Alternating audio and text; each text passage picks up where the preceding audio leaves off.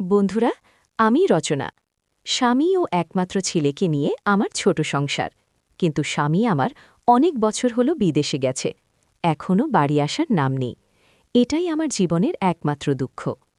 যাই হোক, আমার ছেলেটা সবেমাত্র ক্লাস 4-এ পড়ে। ওর জন্য পাশের বাড়ির এক মেধাবী ছেলেকে ম্যাথ পড়ানোর জন্য রাখলাম। ছেলেটির নাম রবিন। ওর বয়স মনে হয় 18-19 হবে। প্রথম দিন রবিন বিকেল 5টায় আমাদের বাড়ি পৌঁছল। আমি মিষ্টি হাসি দিয়ে ওকে সোফায় বসতে দিলাম।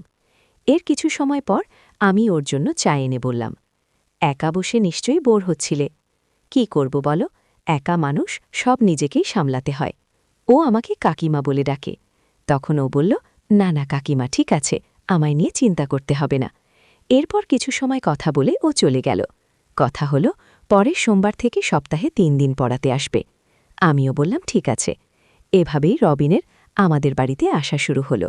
ধীরে ধীরে ও যেন আমার পরিবারেরই একজন হয়ে উঠল। শুধুমাত্র ছেলেকে পড়ানো নয়, আমার টুকিটাকি ফরমায়েশও পালন করত। সপ্তাহে 3 দিন পড়ানো থাকলেও রবিন প্রায় রোজই আমাদের বাড়ি আসত। এভাবে আস্তে আস্তে আমি ওর ওপর নির্ভরশীল হয়ে পড়লাম। ওদিকে আমার ছেলেও ম্যাথ বেশ ভালোই বুঝতে লাগল। যদিও ওকে মাসে 1000 টাকা দেওয়ার কথা হয়েছিল, কিন্তু আমি মাইনে ছাড়া ওকে আরও কিছু বেশি দিতাম। অবশ্য ও আমার অনেক কাজ করে দিতে, ব্যাংক, ইলেকট্রিক বিল দেয়া, অনেক সময় আমার সাথে মার্কেটিংও নিয়ে যেতাম। আমি প্রথমে ওকে তুমি করে বলতাম, তা কখন যে তুইতে নেমে এসছে আমরা কেউ বুঝতে পারিনি।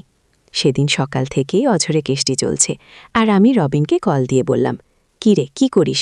ও বলল, কি আর করব, বাড়িতে বসে বোর হচ্ছি। আমি তখন বললাম, চলে আয়, খিচুড়ি আর ইলিশ মাছ ভাজা বেঁধেছি। ও বলল, ওহো, আমার ফেভারেট, ওয়েট, এখুনি আসছি। ও তখন বৃষ্টিতে ভিজেই আমার বাড়ি চলে আসলো। তা দেখে আমি ওকে একটু রাগ দেখিয়ে বললাম, বৃষ্টি একটু কমলে আসতে পারতি তো, নাকি? নিমন্ত্রণ যখন করেছি নিশ্চয়ই না রেখে খেয়ে নিতাম না। এই বলে আমি তোলে দিয়ে ওর গা মাথা মুছে দিতে লাগলাম। তখন ও বলল, কি যে বলো, তোমরা খেয়ে নিলে পরে একা খেতে কি আমার ভালো লাগবে বল? আমি বললাম, আমি এখনও খাইনি মশাই, আপনার জন্য অপেক্ষা করছিলাম। তারপরে আমরা দুজনে একসাথে খেতে বসলাম। খাওয়ার সময় আমরা বেশি একটা কথা বলছি না, শুধু আমি ওকে আর খিচুড়ি লাগবে কিনা জিজ্ঞেস করলাম। যাই হোক, অনেকটা নির্বতার সাথে আমরা খাওয়া শেষ করলাম। খাওয়া শেষ করে আমরা বারান্দায় এসে বসলাম। বৃষ্টি আবারও নেমেছে মুষলধারে।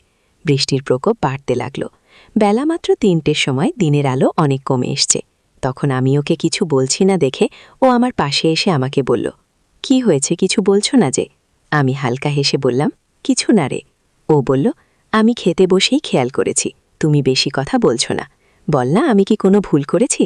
আমি বললাম, আরে তুই ভুল করতে যাবি কেন, এমনি মনটা ভালো লাগছিল না। ও বলল, প্লিজ বলো না, কি হয়েছে? আমি বললাম, আচ্ছা তোর গার্লফ্রেন্ড আছে? ও বলল, না, নেই। আমি বললাম, সে কি, কেন? ও বলল, নেই তার কারণ আমি যাকে ভালোবাসি তাকে আমি কোনোদিন পাবো না জানি। আমি বললাম, তুই কি প্রপোজ করেছিস? ও বলল, না, আর করব না কোনোদিন। আমি বললাম, কেন? তুই আমায় সব কিছু বল। ও বলল, আগে তুমি বল, তোমার কেন মন খারাপ? আমি বললাম, যা, এখন তো আমার মন ভালো হয়ে গেছে, তুই বল। ও তখন একটু রাগ দেখিয়ে বলল, যদি তুমি এখনই না বলো তাহলে আমি এই মুহূর্তে তোমার বাড়ি থেকে বেরিয়ে যাব, এই বৃষ্টির মধ্যে ভিজতে ভিজতে। আমি বললাম, তুই এত অবুঝ কেন বলতো? ও বলল, ওকে, আমি চলে গেলাম। আমি বললাম, দাঁড়া, আজ আমার জন্মদিন ছিল। আগে ছেলের বাবা বিদেশ থেকে আমায় উইশ করত প্রতিবার, এবার করেনি। তাই ও বলল, এত দারুণ খবর, আমায় আগে বললনি কেন? Happy birthday to you. এবার বুঝলাম কেন তোমার মন খারাপ। চলো, আজ বিকেলে আমি তোমায় ট্রিপ দেব। আমি বললাম, সে পরে দেখা যাবে, এবার তোর কথা বল। ও বলল, কি আর বলবো, ওসব আলোচনা করে কি হবে বল, যেটা কখনোই হবার নয়, তা জেনে কি হবে? আমি বললাম, তা আমি বুঝব, তোকে বলতে বলেছি, বল, মেয়েটাকে তোদের সাথে পড়ে? ও বলল, ঠিক আছে, তোমার যখন শোনার এত ইচ্ছে আমি বলছি, কিন্তু তার আগে কথা দিতে হবে তুমি রাগ করতে পারবে না। আমি বললাম, ঠিক আছে, কথা দিলাম, এবার বলতো তার সাথে কি তোর কথা হয়? ও বলল, আমি ঠিক এই মুহূর্তে তার সামনেই দাঁড়িয়ে আছি। ও এটা বলার পর মিনিট 10 ধরে ঘর নিস্তব্ধ, কেবল বৃষ্টির শব্দ ছাড়া আর কোনো শব্দ নেই। আমি জানালা দিয়ে এক মনে বাইরে তাকিয়ে বৃষ্টি দেখছি, আর ও মাথা নিচু করে সোফায় বসে কি করবে তা ভেবে বিমোদ। ও একটু পরে আমার কাছে এসে বলল, তুমি আমায় কথা দিয়েছিলে যে রাগ করবে না। আমি জানি তোমার খারাপ লাগছে, হয়তো আমায় বাজে ভাবছ, কিন্তু আমি কি করব বল? এটা সত্যিই যে তোমায় ভালোবেসে ফেলেছি। আমায় তুমি ক্ষমা করে দিও। বিদায়। আর আমি কোনোদিন আসব না তোমার সামনে। ও যখন এই কথা বলে চলে যেতে লাগলো, আমি তখন ওকে পেছন থেকে হাত টেনে ধরলাম আর চোখে জল নিয়ে বললাম, একটা সত্যি কথা শুনবি? ও বলল, বল। আমি বললাম, আজ এই কথাটা বলার জন্যই তোকে আসতে বলেছিলাম, কিন্তু বলার সাহস করে উঠতে পারিনি। এই শুনে ও আমাকে আঁকড়ে ধরল। বৃষ্টি তখনও কমেনি। একটু পরে আমি ওকে বললাম, কিন্তু আমাদের এই সম্পর্কের পরিণতি কি, তা কি বুঝতে পারছিস? ও বলল, জানি না, আর জানতেও চাই না। আমি বললাম, কিন্তু আমি আজ তোর কাছ থেকে একটা কথা নিতে চাই, দিতে পারবি? ও বলল, অবশ্যই, শুধু একবার বল। আমি বললাম, দেখো, আমি চাই না আমার জন্য তোর জীবনে কোনো ক্ষতি হোক, তাই যেদিন আমি মনে করব এই সম্পর্ক আমি শেষ করে দেওয়ার সেই অধিকার আমার থাকবে, তখন তুই বাধা দিতে পারবি না। ও বলল, এটা কি কোনো কথা হলো? আমি বললাম, আরেকটিও কথা না, এই শর্ত না মানলে এখনই সব শেষ। তখন অগত্যা ওর আমার শর্ত মেনে নেওয়া ছাড়া আর কোনো উপায় ছিল না। এরপর পরপর ও আমার জন্মদিন উপলক্ষে আমাকে নিয়ে ঘুরতে বেরোলো। যদিও আবহাওয়া ভালো ছিল না, কিন্তু ও আমার কোনো বারণ শুনল না। তারপর আমরা ঠিক করলাম নাইট শোতে সিনেমা দেখে ডিনার করে বাড়ি ফিরব।